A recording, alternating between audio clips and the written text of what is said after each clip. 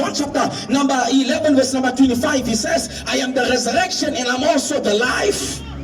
He is saying in John chapter number 12 verse number 48, I am come as the light of this world. He says in John chapter number 14 verse number 6, he says, I am the way, the truth, and the life. In John chapter number 15 verse number 1, he says, I am the vineyard and my Father is the gardener.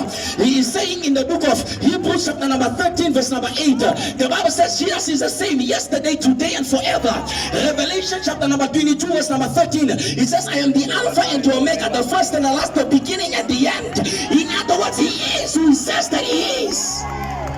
Every book from Genesis to Revelation, there are 66 proto-canonical books in the Bible. Every book from Genesis to Revelation, he keeps on saying that he is.